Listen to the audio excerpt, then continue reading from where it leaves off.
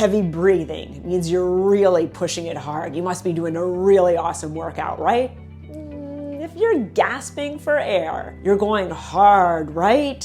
Wrong. Here's the truth. If your breathing is out of control, it means you aren't allowing your body to use oxygen efficiently. Elite endurance athletes, they're calm, controlled, silent breathers who breathe light, slow, and deep, even under pressure.